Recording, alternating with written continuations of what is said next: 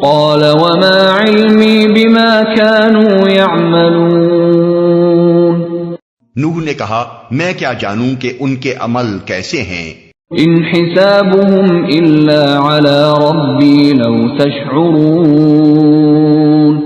ان کا حساب تو میرے رب کے ذمے ہے، کاش تم کچھ شعور سے کام لو. یہ ان کے اعتراض کا پہلا جواب. جیسا کہ اوپر بیان ہوا، ان کے اعتراض کی بنیاد اس مفروضے پر تھی کہ جو لوگ غریب، محنت پیشہ اور ادنا درجے کی خدمات انجام دینے والے ہیں یا معاشرے کے پست طبقات سے تعلق رکھتے ہیں، ان میں کوئی ذہنی صلاحیت نہیں ہوتی اور وہ علم و عقل اور سمجھ بوجھ سے عاری ہوتے ہیں. اس لیے نہ ان کا ایمان کسی فکر و بصیرت پر مبنی، نہ ان کا اعتقاد لائق اعتبار اور نہ ان کے اعمال کا کوئی وزن. حضرت نوح علیہ السلام اس کے جواب میں فرماتے ہیں کہ میرے پاس یہ جاننے کا کوئی ذریعہ نہیں کہ جو شخص میرے پاس آ کر ایمان لاتا ہے اور ایک عقیدہ قبول کر کے اس کے مطابق عمل کرنے لگتا ہے، اس کے اس فعل کی تہ میں کیا محرکات کام کر رہے ہیں اور وہ کتنی کچھ قدر و قیمت رکھتے ہیں. ان چیزوں کا دیکھنا اور ان کا حساب لگانا تو خدا کا کام ہے، میرا اور تمہارا کام نہیں ہے. وما انا بطارد المؤمنین. میرا یہ کام نہیں ہے کہ جو ایمان لائیں ان کو میں دھٹکار دوں. ان انا الا نذیر مبین. میں تو بس ایک صاف صاف متنبع کر دینے والا آدمی ہوں. یہ ان کے اعتراض کا دوسرا جواب ہے. ان کے اعتراض میں یہ بات بھی مضمر تھی کہ ایمان لانے والوں کا جو گروہ حضرت نوح علیہ السلام کے گرد جمع ہو رہا ہے، یہ چونکہ ہمارے معاشرے کے ادنا طبقات پر مشتمل ہے، اس لیے اونچے طبقوں میں سے کوئی شخص اس زمرے میں شامل ہونا گوارا نہیں کر سکتا. دوسرے الفاظ میں گویا وہ یہ کہہ رہے تھے کہ اے نوح، کیا تم پر ایمان لا کر ہم اپنے آپ کو اراذل اور سفہا میں شمار کرائیں؟ کیا ہم غلاموں، نوکروں، مزدوروں اور کام پیشہ لوگوں کی صف میں آ بیٹھیں؟ حضرت نوح علیہ السلام اس کا جواب یہ دیتے ہیں کہ میں آخر یہ غیر معقول طرز عمل کیسے اختیار کر سکتا ہوں کہ جو لوگ میری بات نہیں مانتے ان کے تو پیچھے پھرتا رہوں اور جو میری بات مانتے ہیں انہیں دھکے دے کر نکال دوں. میری حیثیت تو ایک ایسے بے لاگ آدمی کی ہے جس نے علل اعلان کھڑے ہو کر پکار دیا ہے کہ جس طریقے پر تم لوگ چل رہے ہو یہ باطل ہے اور اس پر چلنے کا انجام تباہی ہے، اور جس طریقے کی طرف میں رہنمائی کر رہا ہوں اسی میں تم سب کی نجات ہے. اب جس کا جی چاہے میری اس تنبیہ کو قبول کر کے سیدھے راستے پر آئے اور جس کا جی چاہے آنکھیں بند کر کے تباہی کی راہ چلتا رہے. میں یہ نہیں کر سکتا کہ جو اللہ کے بندے میری اس تنبیہ کو سن کر سیدھا راستہ اختیار کرنے کے لیے میرے پاس آئیں ان کی ذات، برادری، نسب اور پیشہ پوچھوں، اور اگر وہ آپ لوگوں کی نگاہ میں کمین ہوں تو ان کو واپس کر کے اس انتظار میں بیٹھا رہوں کہ شریف حضرات کب تباہی کا راستہ چھوڑ کر نجات کی راہ پر قدم رنجہ فرماتے ہیں. ٹھیک یہی معاملہ ان آیات کے نزول کے زمانے میں نبی صلی اللہ علیہ وسلم اور کفار مکہ کے درمیان چل رہا تھا، اور اسی کو نگاہ میں رکھنے سے یہ سمجھ میں آ سکتا ہے کہ حضرت نوح علیہ السلام اور ان کی قوم کے سرداروں کی یہ گفتگو یہاں کیوں سنائی جا رہی ہے. کفار مکہ کے بڑے بڑے سردار نبی صلی اللہ علیہ وسلم سے کہتے تھے کہ ہم آخر بلال اور عمار اور صہیب جیسے غلاموں اور کام پیشہ لوگوں کے ساتھ کیسے بیٹھ سکتے ہیں. گویا ان کا مطلب یہ تھا کہ ایمان لانے والوں کی صف سے یہ غریب لوگ نکالے جائیں تب کوئی امکان اس کا نکل سکتا ہے کہ اشراف ادھر کا رخ کریں، ورنہ یہ کسی طرح ممکن نہیں ہے کہ محمود اور ایاز ایک صف میں کھڑے ہو جائیں. اس پر نبی صلی اللہ علیہ وسلم کو اللہ تعالیٰ کی طرف سے بالکل صاف اور دو ٹوک الفاظ میں یہ ہدایت دی گئی کہ حق سے منہ موڑنے والے متکبروں کی خاطر ایمان قبول کرنے والے غریبوں کو دھکے نہیں دیے جا سکتے. چنانچہ ارشاد ہوا اما من استغنا فانت له تصدى وما عليك الا يزكى واما من جاءك يسعى وهو يخشى فانت عنه تلاهى كلا انها تذكرة فمن شاء ذكره. سورہ عبس آیات 5-13.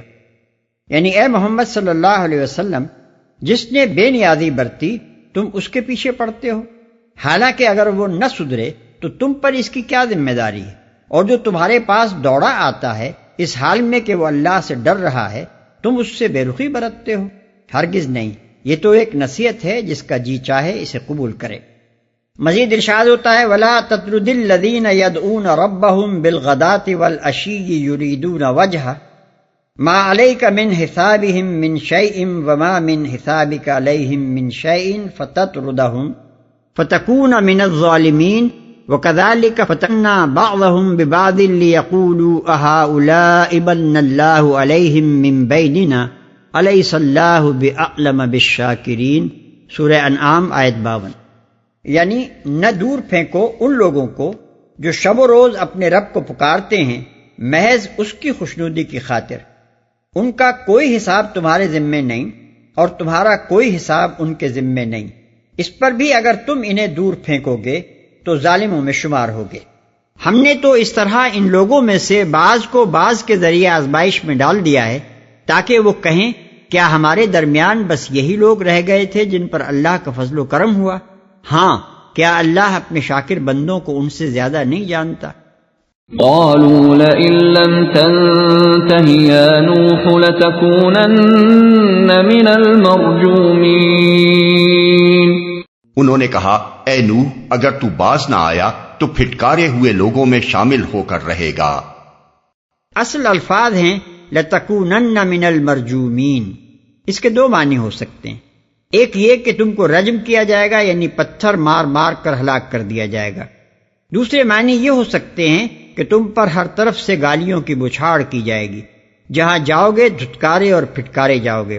عربی محاورے کے لحاظ سے ان الفاظ کے یہ دونوں معنی لیے جا سکتے ہیں۔ قال رب ان قومی کذبون۔ نوح نے دعا کی اے میرے رب میری قوم نے مجھے جھٹلا دیا، میری قوم نے مجھے جھٹلا دیا، یعنی آخری اور قطعی طور پر جھٹلا دیا ہے، جس کے بعد اب کسی تصدیق و ایمان کی امید باقی نہیں رہی۔ ظاہر کلام سے کوئی شخص اس شبے میں نہ پڑے کہ بس پیغمبر اور سرداران قوم کے درمیان اوپر کی گفتگو ہوئی اور ان کی طرف سے پہلی ہی تکذیب کے بعد پیغمبر نے اللہ تعالیٰ کے حضور رپورٹ پیش کر دی کہ یہ میری نبوت نہیں مانتے، اب آپ میرے اور ان کے مقدمے کا فیصلہ فرما دیں۔ قرآن مجید میں مختلف مقامات پر اس طویل کشمکش کا ذکر کیا گیا ہے جو حضرت نوح علیہ السلام کی دعوت اور ان کی قوم کے اصرار علی الکفر کے درمیان صدیوں برپا رہی۔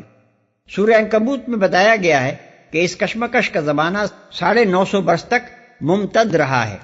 چنانچہ ارشاد ہوتا ہے فَلَبِثَ فِيهِمْ أَلْفَ سَنَةٍ إِلَّا 50 عَامًا، آیت 14۔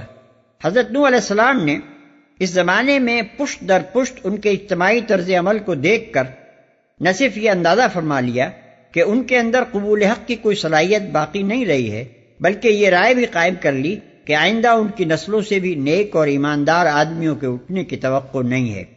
چنانچہ وہ کہتے ہیں اِنَّكَ إِن تَذَرْهُمْ يُضِلُّوا عِبَادَكَ وَلَا يَلِدُوا إِلَّا فَاجِرًا كَفَّارًا، سورہ نوح آیت 27۔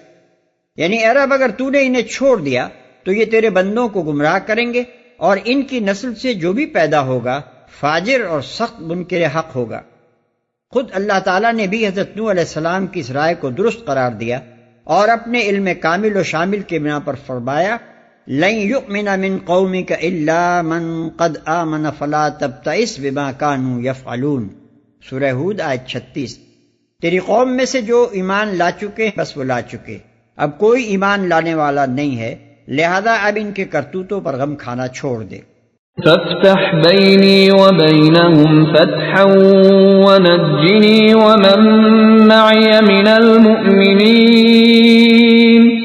اب میرے اور ان کے درمیان دو ٹوک فیصلہ کر دے اور مجھے اور جو مومن میرے ساتھ ہیں ان کو نجات دے، ان کو نجات دے۔ یعنی صرف یہی فیصلہ نہ کر دے کہ حق پر کون ہے اور باطل پر کون، بلکہ وہ فیصلہ اس شکل میں نافذ فرما کہ باطل پرست تباہ کر دیے جائیں اور حق پرست بچا لیے جائیں۔ یہ الفاظ کہ مجھے اور میرے مومن ساتھیوں کو بچا لے خود بخود اپنے اندر یہ مفہوم رکھتے ہیں کہ باقی لوگوں پر عذاب نازل کر اور انہیں حرف غلط کی طرح مٹا کر رکھ دے۔ فَأَنجَيْنَاهُ وَمَن مَّعَهُ فِي الْفُلْكِ الْمَشْحُونِ۔ آخر کار ہم نے اس کو اور اس کے ساتھیوں کو ایک بھری ہوئی کشتی میں بچا لیا، ایک بھری ہوئی کشتی میں بچا لیا۔ بھری ہوئی کشتی سے مراد یہ ہے کہ وہ کشتی ایمان لانے والے انسانوں اور تمام جانوروں سے بھر گئی تھی جن کا ایک ایک جوڑا ساتھ رکھ لینے کی ہدایت فرمائی گئی تھی۔ اس کی تفصیل کے لیے ملاحظہ ہو سورہ ہود آیت 40۔